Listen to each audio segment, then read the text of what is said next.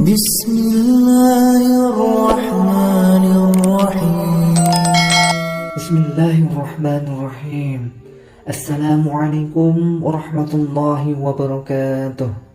Syukur alhamdulillah kita dapat berjumpa lagi di channel ini. Shalawat serta salam semoga tetap tercurahkan pada junjungan kita baginda Nabi Muhammad sallallahu alaihi wasallam. Allahumma shalli ala sayyidina Muhammad wa ala ali sayyidina Muhammad. Sahabat beriman yang dirahmati Allah Subhanahu wa taala. Di dalam Islam, malaikat adalah makhluk yang diciptakan dari cahaya oleh Allah Subhanahu wa taala. Malaikat tidak pernah berdosa dan sangat taat pada Allah Subhanahu wa taala. Ketahuilah sahabat, malaikat diciptakan bertujuan untuk melakukan tugas-tugas tertentu. Sebagaimana contoh, malaikat Jibril untuk menyampaikan wahyu, malaikat Mikail untuk membagi rezeki, malaikat Israfil untuk meniup sangkakala. Dan ketahuilah sahabat, ada juga malaikat yang selalu mendoakan hamba-hamba Allah, memohonkan ampun kepada Allah Subhanahu wa taala. Sebagaimana firman Allah dalam surat Al-Ahzab ayat 43. Dialah yang memberi rahmat padamu, dan malaikatnya memohonkan ampun untukmu, supaya dia mengeluarkan kamu dari kegelapan kepada cahaya yang terang. Dan adalah dia yang maha penyayang kepada orang-orang yang beriman. Quran Surat Al-Ahzab ayat 43. Malaikat adalah makhluk yang mulia. Maka bila kita didoakan olehnya adalah sebuah hal yang beruntung. Sebab doa dari para malaikat adalah doa yang mudah diijabah. Lantas, siapakah orang-orang yang beruntung tersebut? Apakah kita termasuk di dalamnya? Mari kita simak sampai akhir. Yaitu pertama, orang yang tidur dalam keadaan berwudu. Berwudu merupakan kegiatan membersihkan atau mensucikan diri dari hadas dan kotoran. Jadi, berwudu sebelum tidur sangatlah bermanfaat, yaitu dapat membuat tubuh jadi lebih tenang dan nyaman. Berwudu sebelum tidur dapat dijaga oleh para malaikat, sekaligus didoakan oleh para malaikat. Dalam sebuah hadis riwayat Ibnu Hibban dan Abu Umar radhiyallahu anhu mengatakan bahwa Rasulullah SAW pernah bersabda,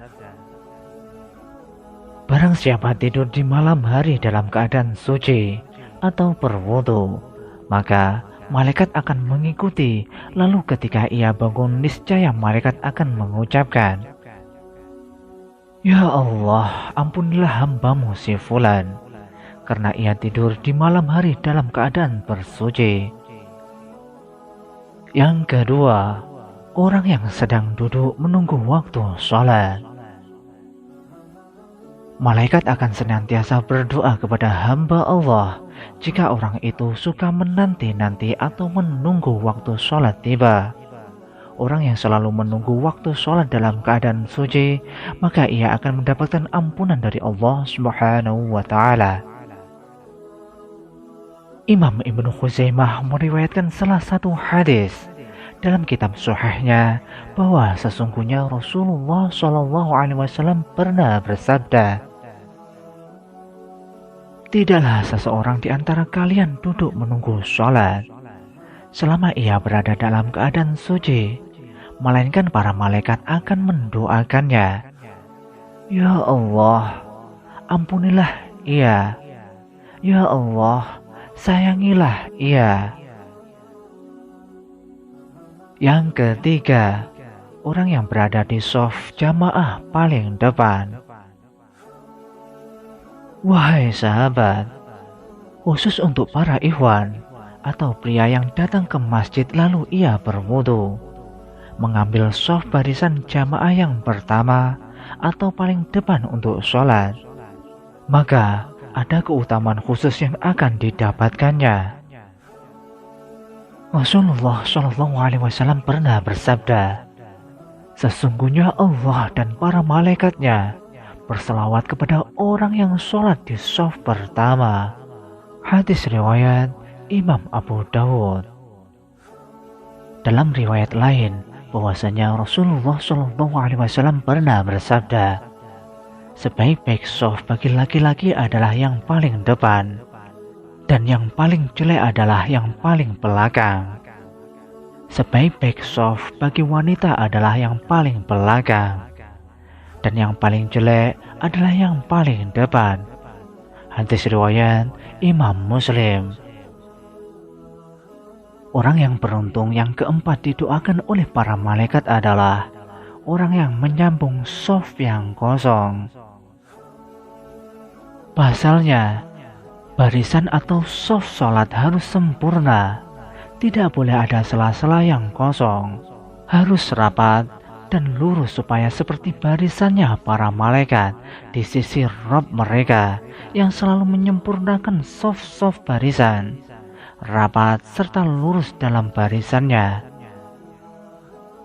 Rasulullah Shallallahu Alaihi Wasallam bersabda, dan supaya menyambung shaf yang kosong biar tidak ditempati oleh syaitan, maka hendaklah kita untuk selalu menyambung shaf yang kosong ketika mau sholat.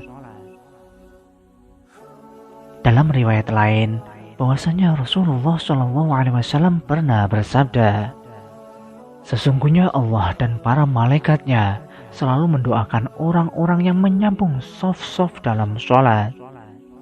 Siapa saja yang mengisi bagian shaf yang kosong akan diangkat derajatnya oleh Allah satu tingkat. Hadis riwayat Imam Ibnu Majah. Yang kelima, orang yang mengucapkan amin setelah imam membaca Al-Fatihah. Sholat adalah amalan wajib yang pertama kali dihisab.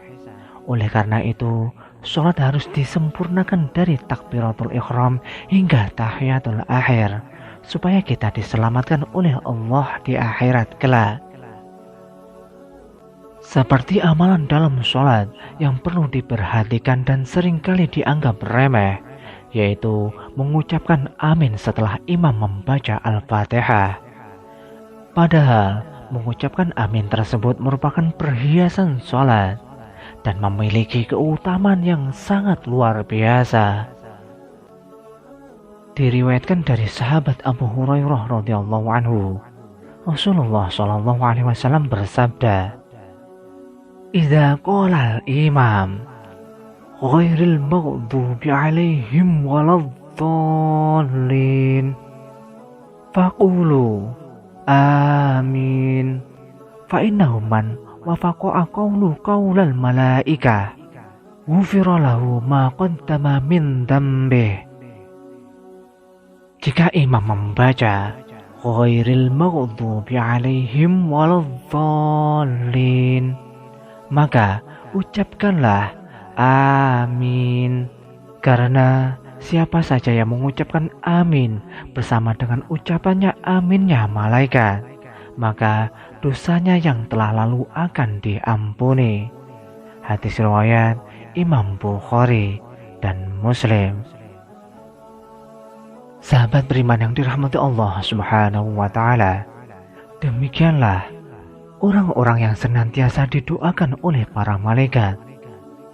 Dengan didoakan para malaikat yang jumlahnya tak terhitung, doa-doa kita akan mudah diijabah oleh Allah Subhanahu wa Ta'ala.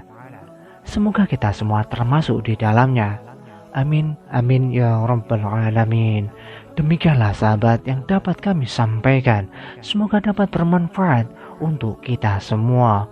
Wallahu a'lam bishawab. Wassalamualaikum warahmatullahi wabarakatuh.